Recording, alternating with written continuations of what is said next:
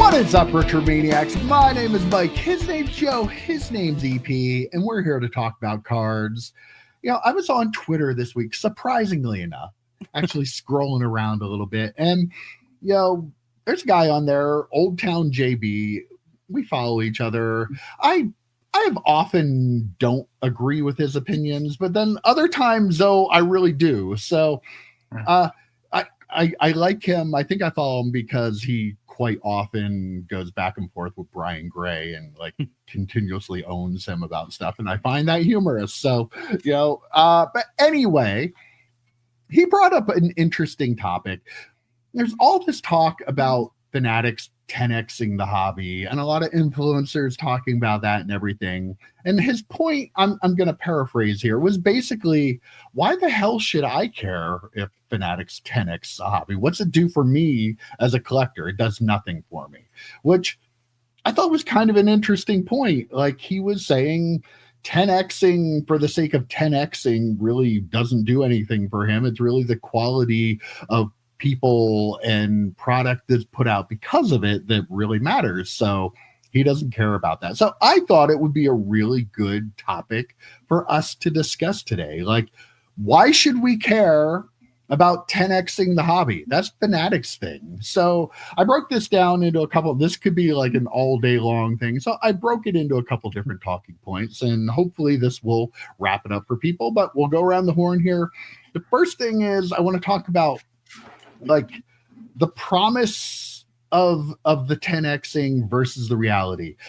We reference episode 1 of the podcast all the time, but that was based on an interview that Michael Rubin had done on the Bill Simmons podcast. This was before Fanatics had really even done much of anything. They had bought Topps, I believe, at that time, but was just really, we're really just getting into it. He had a list of things he wanted to do and was talking about 10xing the hobby. And I remember us talking about, like, we kind of making the assumption of growing the hobby in terms of number of people that were in it.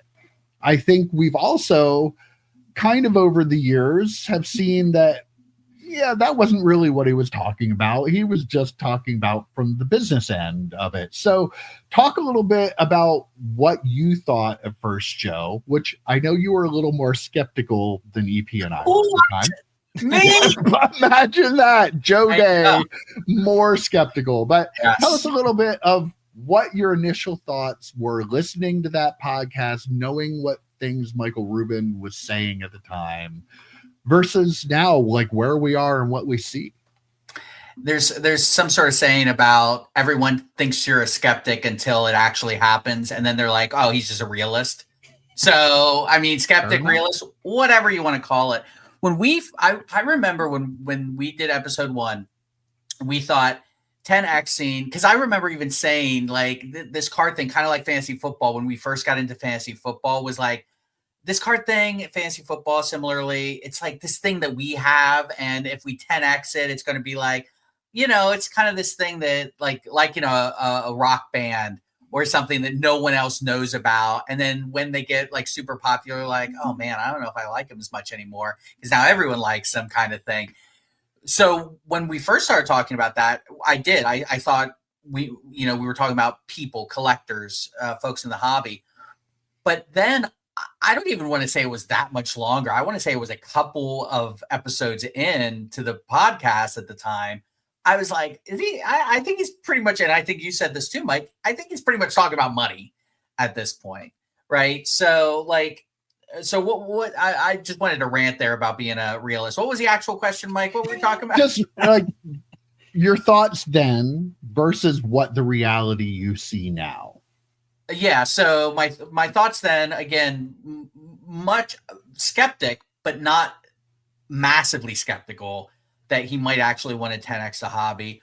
Where now it's just a cash grab at all points, right? It's just it's fun the white party kind of thing. Let's 10x the cost of products, and yes, Panini did start. I'll help you out before you say it. Yes, Panini did start raising prices on things. But Fanatics, if Panini didn't raise the price of things, here's an interesting thought. If Panini wasn't raising the price of stuff, do you think Fanatics would have gotten into cards. Probably not. Yeah, and if Panini didn't start raising the price of stuff, would Fanatics have even tried to get any of the licenses, any of the top brands, any of that stuff? They probably wouldn't even be in cards at this point because they saw the model that Panini started, and they're like, let's just do that. And that's why I've always contested that. You think Panini prices are bad? Wait until Fanatics has it for a couple of years. And I think we're starting to bear that out. So yes, to answer the question, back then I thought maybe they're just trying to 10X these because I was innocent back then, Mike. I was an innocent. Oh, I know, yeah. But then a few episodes later, I'm like, no, it's just a cash grab. And now we're 3 years after that, and it absolutely they're just trying to 10X the investment on what they put in. It just sounded really good at the time to say we're trying to 10X a hobby. No, you're trying to 10X how much is in your portfolio, as it were. Yeah, Joe was not a skeptic at all until we started the podcast. Just to see him go down that hill. He just keeps rolling. Now all of a sudden he's got conspiracy hats and everything. One man's skeptic is another man's realist. That's the phrase. Yep. When we did episode 1, I'm not remember the exact timing of it, but they Fanatics had just saved Topps at that point, right? Like Topps was going under, there was going to be no more Topps and stuff. So of course I was optimistic. This company just saved Topps. They're trying to do, not that they're trying to do it the right way, but I mean, I guess trying to do it the right way in getting these brands that are so iconic and synonymous with trading cards. The 52, being this, an image of baseball cards to a lot of people, to trading cards to a lot of people. And so I was optimistic in that regard. And then when we're talking about 10X, I was thinking, 10X the hobby. I'm all for sharing my hobby with people, letting people be excited about the things that I get excited about, so I can talk to more people about it. So I'm okay with more people in the hobby. And of course, that's where my brain went. I'm always Mr. Optimistic about a lot of things. No. So when I heard that, that's what I thought. But clearly, as borne out, as Mike or as Joe said, we're talking about money. We're also talking about print runs probably, because I've also printed a lot of cards too. And maybe at some point, one of ones in the hobby, as much as Panini ran away with that and Leaf ran away with that. I think we're probably going to see more out of Topps with that too. Oh, and by the way, the phrase is one man's optimist is another man's sucker, I think is the phrase. Is that right? Okay. Yeah, I think so. So let me preface my thoughts by saying that, yes, Michael Rubin, I know he is a businessman, and I understand that. And he's a very good businessman, and he's been very successful. Going back to the podcast he was on with Bill Simmons, our thoughts on episode 1. The big thing about it was the way he talked. He made it seem like he wanted to do things for collectors, make things better for collectors, want to have the ability for collectors to be able to do everything with one company, a one-stop shop were his exact words. The problem is now we fast forward 3.5 years later, a lot of the for the customer stuff, for the consumer, for the collector really hasn't come to be. I still see sticker autographs on cards, which he admitted that people didn't like back then. I still see manufactured relics on cards. Topps doesn't do it as much as Panini, but they still do it quite a bit. So the biggest problem I have is now that seeing how they have monetized the hobby, it was never about collectors. And I just feel a little bit like a dope for ever thinking for a second that a businessman, we were so frustrated with what Panini was doing that we let somebody else come in and try to make him the good guy when he wasn't a good guy. He wasn't doing any of this for the collector. He's doing it for their business. That's what they do. I mean, I understand he's a businessman, what you do, although there are some ways you can do both, maybe making collectors happy. But I think 3 years in, it not 10Xing was never about the number of collectors. He doesn't care about that. It's about the money. WWE, when it was bought by TKO, became this company that is just monetizing that business every way they can. And Fanatics with our hobby is the same way. They are all about how can we monetize this and make more money. Don't they have Slim Jim ladders or something like that, or tables in yeah, WWE? Yeah. But Fanatics is kind of the same way. Like, they're not bringing influencers to big events to get more collectors in here. They're doing it to get people to spend more money. Maybe people that aren't really collectors, they want them to spend their money too. They absolutely do. But it's all like, you can see the monetization of the hobby. They're going to push the limits. They're going to end up being priced more than Panini, because they know, oh, people will pay this for Panini.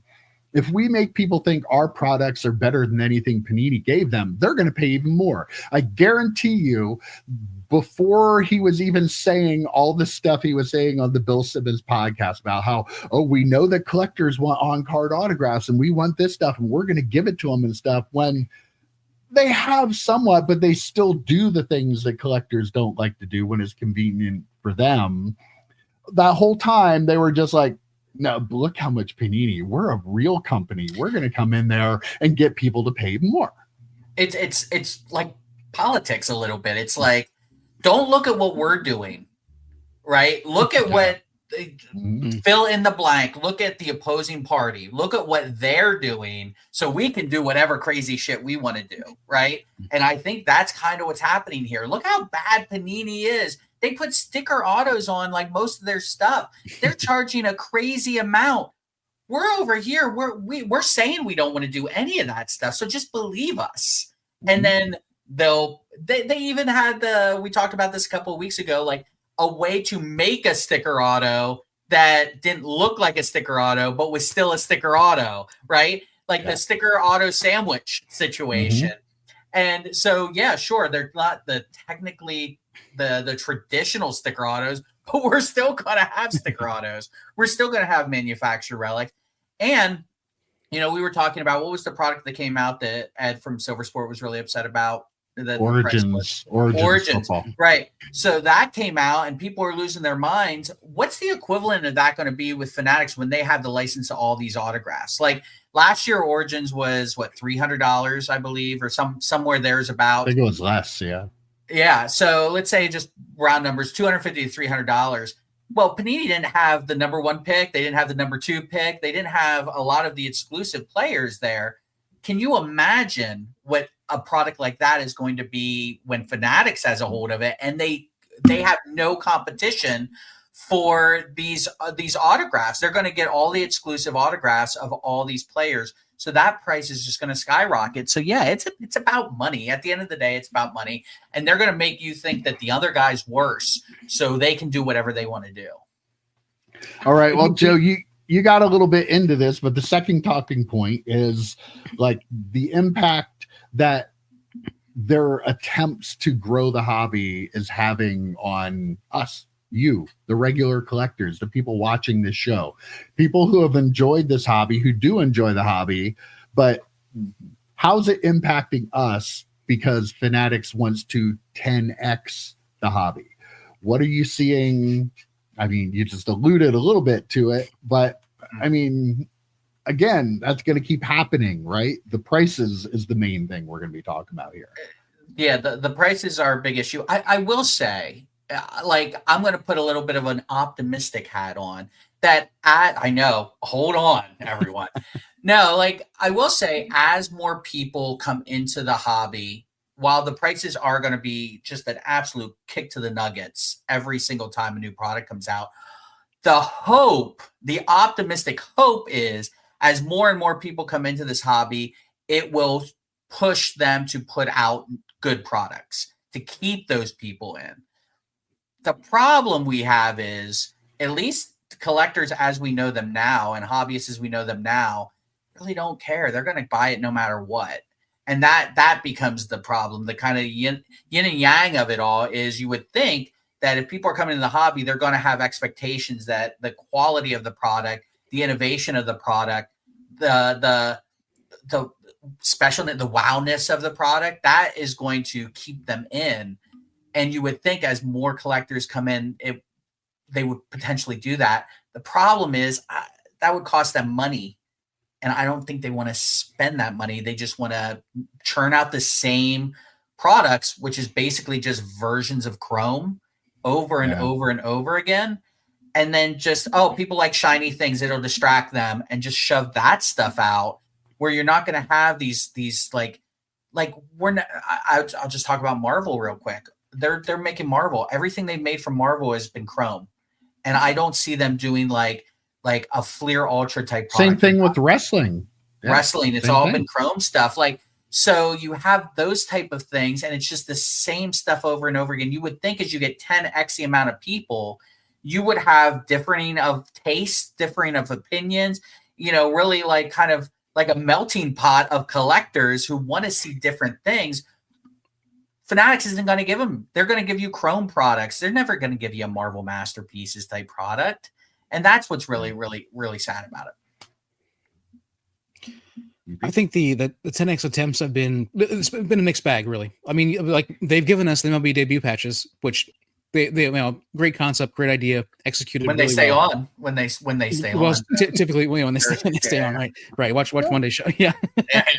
Yeah. But also the MVP buyback, which I think again something great where they're getting people excited about base cards and the parallels of the base cards, and I think that's an amazing thing too. But then you also have just the absolute garbage unlicensed products that they've been putting out just to make money, with a couple people that they signed or whatever, and then also to get people excited for when they actually have the licenses. But I think that stuff's terrible. You have all of the issues they've had with the printing and distribution and all that sort of stuff as well, and that's all part of we need to crank out 7 different Chrome products, Chrome Sonic, Chrome Black, or whatever like that. I think that's a lot of that is like you can't have good quality control if you're pumping out 2,700 Chrome products every year. You know what I mean? So I think that again, it's a mixed bag. The impact on the hobby, again, there's some stuff to be excited about and some other stuff to not be very happy with at all. So I think when I say the mixed bag, it is the full range of the spectrum too, both sides of it. I think it goes all the way to the both ends. And I want to make a comment too about the MVP buyback program, even though it's not specific to what we're talking about. But since you brought it up, I do want to mention it was a great program because they were getting people to go into hobby shops and exchange those for hobby shop credit.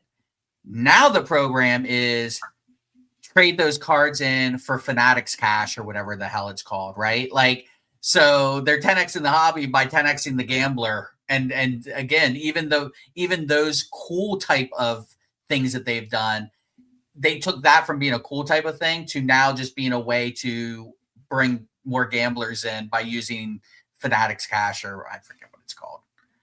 Yeah. And one of the biggest issues I see when you go back to the first podcast, listening to him talk to Bill Simmons, talked about distributors, right? Remember how he talked about wanting to cut out distributors so people could buy product direct. Fast forward 3 years, the biggest issue for collectors like us in the hobby right now, beyond just the pricing, is the fact that they are not making product available to people to buy direct. They're clearly, I know the breakers are going to argue this, like our one breaker doesn't usually comment on our stuff anymore, but if you're watching, it's not like they're sending so much product to the breakers that they are just putting out little drips to people direct, and people aren't getting. They have probably 10 times the amount of people that want to buy product than they're making available. It's the old Nintendo method. Nintendo, every time they release new console, would just drip them out and create this demand for it. And that's what they're doing now. And people can't get product direct. So you have to go to a breaker if you want to try to get it. Where else can you get it? Pay secondary market price for the thing. The box that was like $250 is now instantly selling for $500 plus. Yeah. So they are absolutely sending most of their product to the breakers and leaving nothing for the people that want to buy it, when way back when you wanted to cut out the distributors so people could get product direct, but now you're not making it available direct. If you get lucky every now and then, you might get one out of every 10 or 20 drops. You just have, I wonder, I know that's making them a lot of money now, but what are you doing long term? How long is it going to be sustainable if the people that want to buy product can't buy it over and over again? Mm-hmm. Like at some point you're gonna give up trying and then give up caring and lose interest in the hobby and be gone, and now where you were a customer you no longer are 10xing the hobby. Like you said, Joe, we've talked about it so much. They're trying to turn you into gamblers. Like they want to 10x the hobby the way they want it to be, though. They don't want just people coming in. They want money, and they want the new people to come in to go to their website where they break it and where they can make money off the money they're already making over and over and over again on the same cards without having to manufacture a new product. And it's just really hard on us. I get so frustrated that you can't buy product you want to buy. Bob Ross baseball, I was lucky enough to get it a couple of years ago. I loved that product. No chance in hell of getting it this year. I was on the website right away at noon, even got like something in my cart, but you can't even check out because when you go to check out, oh, all gone. They don't have any of that available. It's such a tiny fraction of their overall production. And why would that be? It's because it's going to, first of all, the breakers, and then the rest of it to the other people who are still distributors, which they were going to get out of it to begin with. Whatever. It was right. All I bet you Michael Rubin, when he was saying that to Bill Simmons, was like, oh yeah, we're getting rid of the distributors to breakers. So we're just directly selling to the breakers now. Right. It's kind of like we're going to try and 10x the hobby. Well, he's not lying. We're trying to 10x the amount of money we get from the hobby, not 10x the amount of people in the hobby. And to your point, Mike, you said, people are going to get frustrated and they go on there and they can't get a drop and they can't buy a product directly from Topps and they might go away. You're right. Collectors might do that, or they just won't buy Topps product. They'll do what I do and they'll try and find older stuff, or they'll buy singles cards or things like that. But Rubin doesn't care about those people. He would rather sell his stuff to gamblers. He's not making money off of us buying. He's not making money off of collectors. He's not making money off of collectors, period. I don't think. I mean, he's making money off of people that are gambling. And yes, we are painting with a huge brush here. There are collectors that buy into breaks, obviously. There are collectors that are able to get some of these products, obviously. There are collectors who will love Topps no matter what they do or put out, obviously. But again, that is, I think, a fraction of where we are at in the hobby, especially when you talk about trying to buy product. You just cannot get it. We were joking around about getting a product for our group.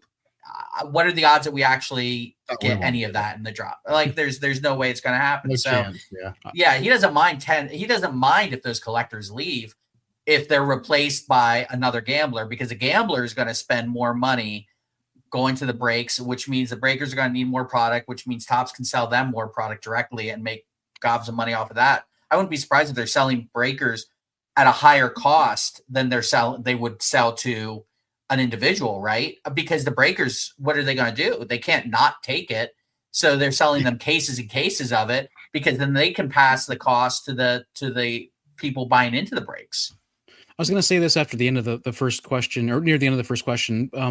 But since you guys brought it back up again, like we got a little bit right with that first podcast, like the snake oil salesman stuff. Like again, he's a businessman. He's trying to make money, but that's the kind of thing that happened. Is he told us what we wanted to hear, what we needed to hear to stay in and trust him. And here we are with $1,000. And we were all exhausted from Panini. Let's be honest. We were all we just got back in the hobby. We were only in the hobby a couple of years before that first podcast.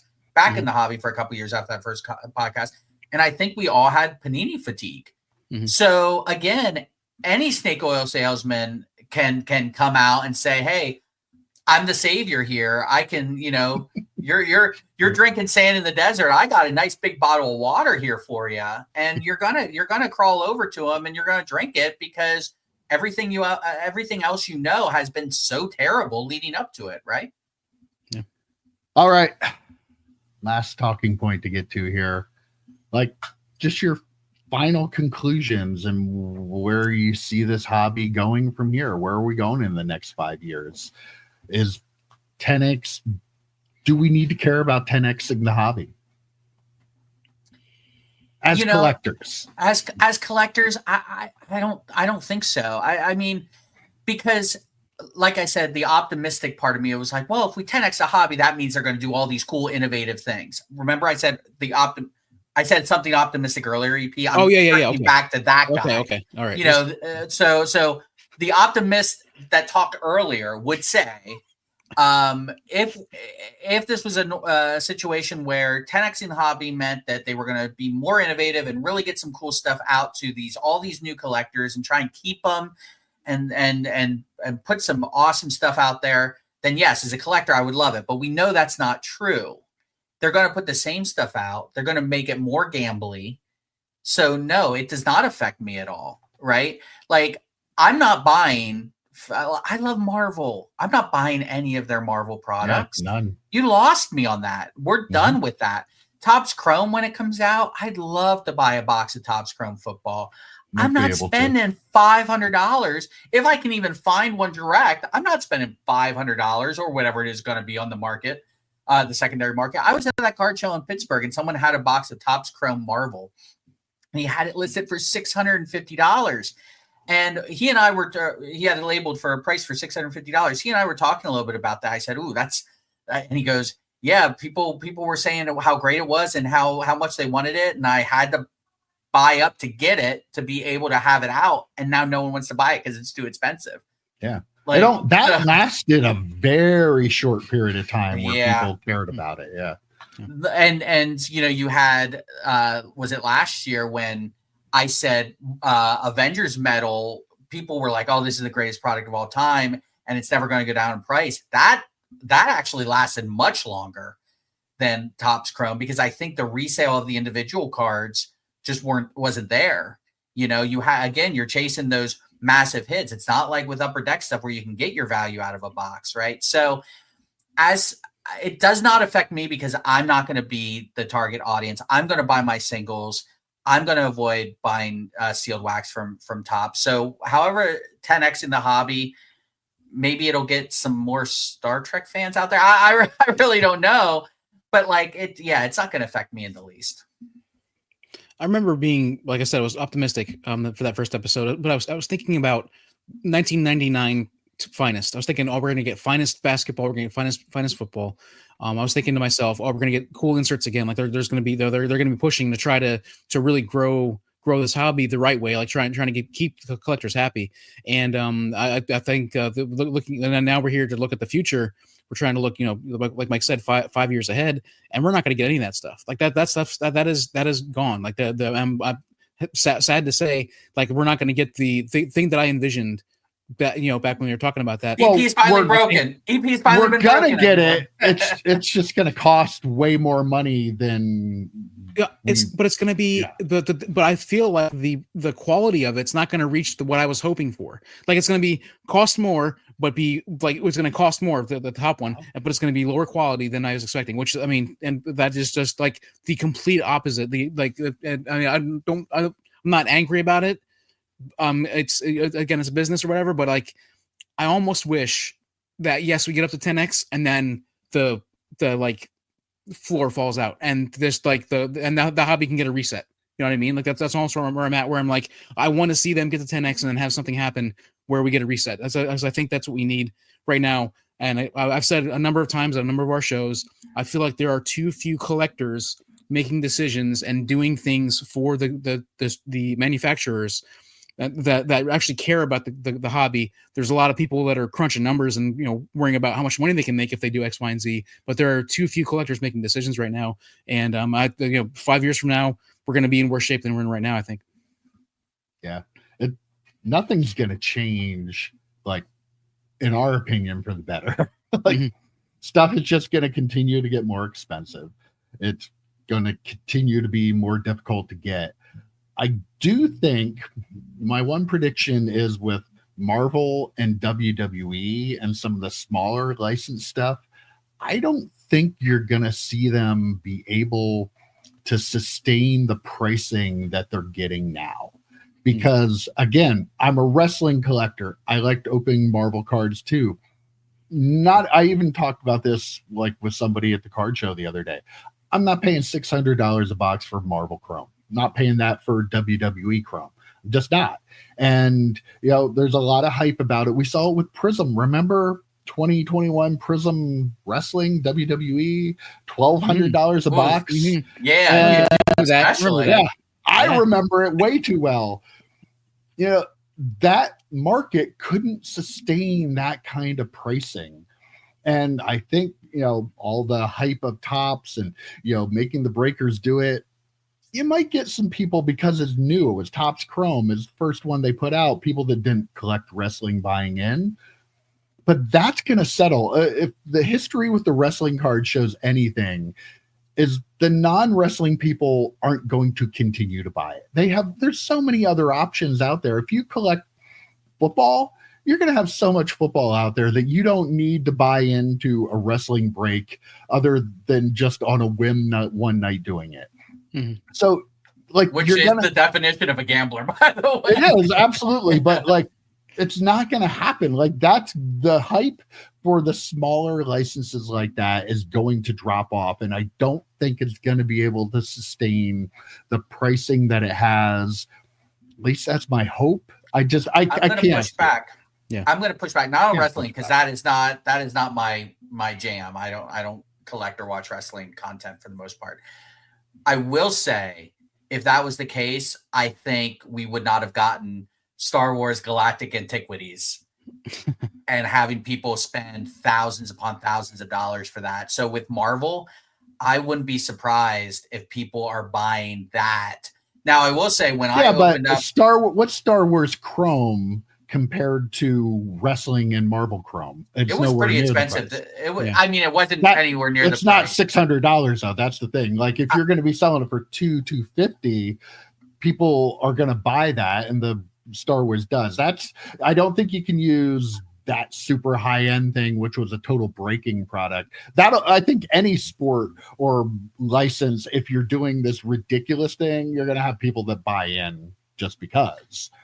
Right. I guess what I meant was the Marvel people are going to sustain a higher price than they had to with Upper Deck. I think, $200 in Upper Deck, I could see a $400 Topps Chrome going forward and that not being outlandish. $650, I think, is just so outlandish that I don't think I wouldn't think anyone would argue that they would be able to keep that sustainable, but it's not going to majorly drop off. I think maybe $650 this year on the secondary market, but $400 is still a really expensive box of cards for what you get out of Marvel Chrome. So while it's not going to sustain those super highs, I don't see Marvel dropping below $400 a box. It's not going to bottom out, but I'm just saying, the ridiculous secondary levels for these cards aren't going. I don't think for the smaller fingers crossed. Won't they also then just force their people to the breakers and the people that are buying theirs, the dealers and stuff? That's a good point. Force them to buy more of the product. We got 10 cases of this Marvel Chrome at $1,000 a box left, so you got to definitely have to take at least one case of this if you're going to order anything from us this week. You know what I mean? I could see that happening. Yeah, there's never going to be any issue with Fanatics selling their stuff because they have that built-in market. We've talked about it so many times, All right, well, that's what we have for you this week. Let us know your thoughts. What do you think? Do you care if Fanatics 10X is a hobby? Well, what does it mean to you? Does it matter to you at all? It really shouldn't, right? It doesn't matter to us. If you're a collector, it doesn't matter. If you're waiting to buy their IPO when Fanatics finally goes public, which I'm guessing is part of why they bought all this and they make all the money they are off it. But what do I know? I don't know anything about business. So let us know, though. What do you think? What do you think is going to happen in 5 years? Where the hobby's going to be at? we've talked long enough about it, though. Nobody wants to hear it anymore. So we'll be back next week. See you guys. See you, boys. See ya.